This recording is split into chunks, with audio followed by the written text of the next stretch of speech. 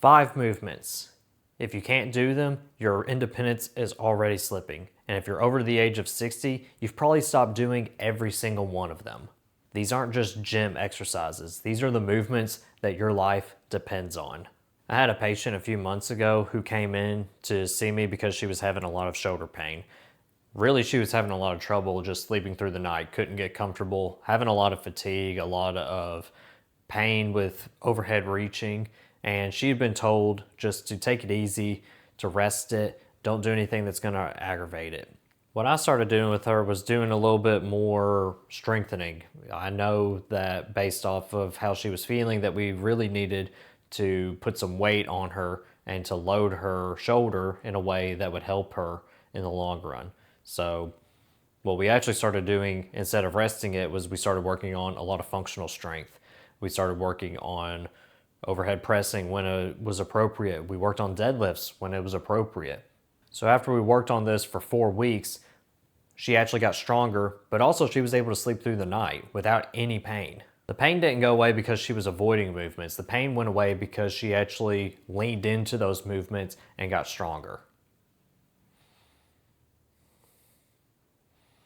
The strength that she gained didn't just make her capable, but overall it made her life more comfortable and easier. Most people have this belief that if they do anything like a deadlift or a squat or an overhead press, they're going to injure themselves. I'm too old for that. I used to could, but not anymore. But here's the thing that's actually true. Your body's actually designed to do these movements. You've been able to do them ever since you were born. The risk isn't doing the movements, it's actually losing the ability to do the movements. The hard truth for us to swallow is that muscle loss accelerates after the age of 60. Part of that is because of this thing called sarcopenia, but the other thing is that we just stop doing these movements and it actually makes our muscle loss go even faster. Because I've seen it where there have been people who are over the age of 60 who actually get stronger by training all of these movements. Your body doesn't decline because you got older. It declines because you stopped loading it. And look, I understand some of these movements can seem scary or seems like it's something that you should not do because you're going to injure yourself. I hear it every week whenever people come in to see me. I'm afraid of injuring myself. I'm afraid this isn't going to work. What if we saw the opposite side of it? The thing I actually see in the patients that I treat is not the people who are doing these movements that are getting stronger. It's the people who are avoiding these movements and then they have to do them anyway, and that's whenever they get injured. Because whenever you've been avoiding these movements, your strength isn't there. If you're not strong enough to do any of those things, that's whenever injury is most likely to happen. Not because you did the motion, but because you didn't have the strength to begin with to do the motion. The exercises that you're afraid of doing are exactly the ones that you need to be doing in order to stay out of a wheelchair. So here are the 5 exercises that I recommend everybody over the age of 60 should be doing. Remember, these aren't gym exercises. These are the movements that your life depends on.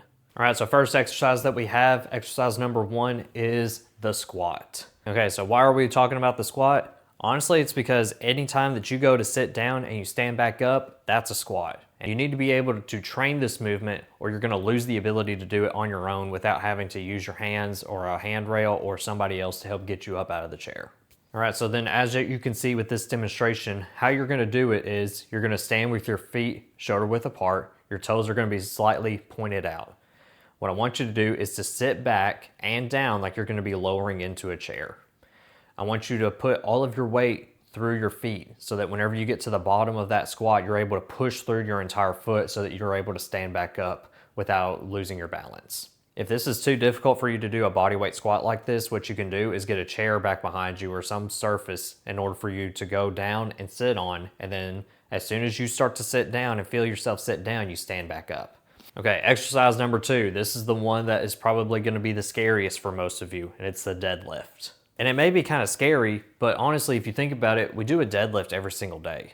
Every time that you pick up something off of the floor, whether it's your grandchild, whether it's that bag of dog food, whether it's the laundry basket, that's a deadlift.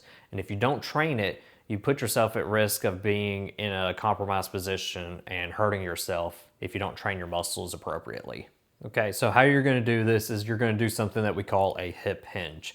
What this is you're going to push your hips back and have a soft bend in your knees whenever you do this. What you're gonna do before you even pick up the object is you're going to get as close to it as you possibly can. I tell people try to get the weight in between your feet if you can. As you push your hips back, as you bend your knees, you're going to grab a hold of the object that you're trying to lift up, and then as you're going to pick it up. But you're not going to pick it up with your arms. You're going to pick it up with your back and with your hips. How you do that is you drive your hips forward as you go from bent over to upright. You're going to make sure that you try to push your hips forward in order to stand up nice and tall. The easy way to start off with this is some kind of like kettlebell or even a backpack with weight. That's an easy starting point for most people. As it gets harder, you can go up in weight. This is exactly one of the exercises that we actually worked on to help with the patient that I had that had the shoulder pain. Okay, exercise number 3 is going to be a carry. Carrying groceries, carrying your luggage, carrying your grandkids. We're doing this all the time. And being able to do it confidently and safely is going to be the key to maintaining your independence. So one of the ways that you can do this in your home, you can do this right here today with no equipment necessary, because what you're going to do is you're going to grab a bag, whether it's a Walmart bag, canvas bag, doesn't matter, and throw some canned goods in there. And you can either load up 2 bags or you can do 1 at a time. If you do 2 and you pick them up in both arms, you're going to do what's called a farmer's carry. And if you do it with only holding on to weight on one side, this is what we call a suitcase carry. Either way that you decide to pick it, you're going to pick a weight and you're going to put it in your hand. You're going to stand up nice and tall. You're going to feel your core contract, and then you're going to start walking. We're not running. We're not trying to go as fast as possible. You're just going to walk. What you want to do is you want to start off light with this. If you're going to do the bag technique, or the Walmart bag technique, I suggest 1 or 2 cans in there to begin with, building up as you go. If you want to start off even easier than that, doing a farmer's carry is going to be easier than a suitcase carry. This is not something you need to do every day of the week. This is something that can be done 1 to 2 times a week. The 4th exercise that I have for y'all is the overhead press. Whether you're putting your luggage in the overhead compartment in the airplane or you're putting up your groceries in the cabinet up overhead, you are picking up a weight and you're putting it up overhead. That's an overhead press. If you're unable to get that weight up overhead, your life shrinks and it gets smaller. So in order to train this, what we want to do is we want to start off with dumbbells at about shoulder height. What you want to do is you want to press straight up. You don't want to flare your elbows out wide. You want to make that weight go straight up and as straight of a line as possible. After you've pressed that weight up overhead, you want to slowly bring it back down to your shoulders. This is where true strength is built, is in the control. Starting out with this exercise, you may have to start off seated. It adds more stability if you have the seat back helping you. But as it gets easier, you can go towards standing, and then you can even go 1 step further and do 1 hand at a time. This is one of those exercises that I worked with my patient for 4 weeks that eventually got her to the point where she wasn't having shoulder pain anymore whenever she slept. Strength was able to fix what rest was not able to. The last exercise that I have is a sled push and pull. This one is important because it's training your power. It's allowing you to be more explosive, and it's really working on your legs, it's working on your posture, and your conditioning all at once. And the risk of injury with this is basically 0 while doing this exercise. It's the safest hard exercise that there is. There's a lot of different ways that you can do this. You don't have to go out and buy special equipment to do this. If you have a walker or if you have a rollator at home, you can do this exact same thing with that. What you're going to do is you're going to load it up with some kind of weight, whether you take some canned goods and sit them in a bag that is hanging off of your rollator, or most rollators have that compartment underneath the seat. You can put weight in there.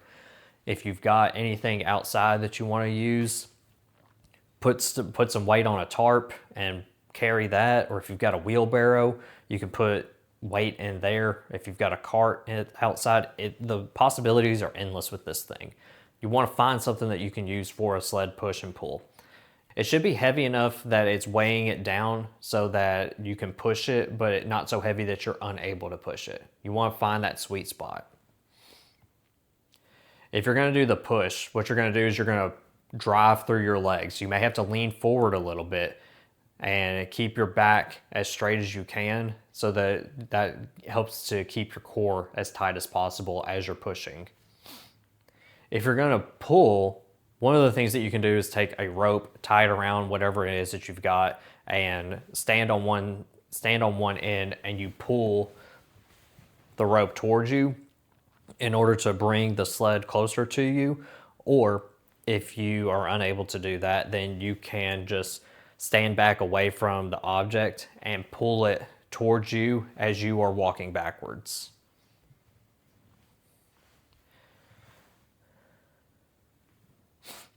Another thing that you can do is you can actually load up a laundry basket in your home, and you can push that across the floor. Or if you want to do, and then you can tie a rope around the laundry basket and pull it towards you. You can do this either, you can do the pull sitting down if walking backwards is a struggle for you. And if you want to do the push, you can put the laundry basket on top of your rollator or your walker if you're able to, and push that across the floor.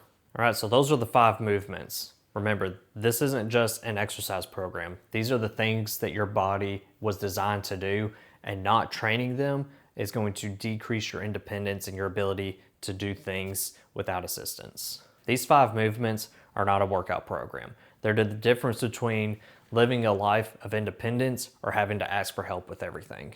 The woman that I told you about at the beginning of this video, she wasn't trying to get fit. She was just coming to me to see about her shoulder pain. But once we started working on the strength and improving her stability with these movements, with overhead pressing, with deadlifts, it actually got her pain to decrease, and it allowed her to be able to sleep through the night. All she was trying to do was to feel like her old self again, and strength was able to help give that back to her. The thing that felt the most dangerous for her was actually the thing that her body was craving and needing in that moment. Every one of these movements is something that your life is asking of you right now. The question is, will you answer or not? If you want to see how to progress any of these movements over time, I'll have more videos coming out in the near future talking exactly about those things. And if you found this video helpful, I'd ask for you to subscribe so you can find some more content just like this. Thank you guys so much for watching, and I will see you in the next one.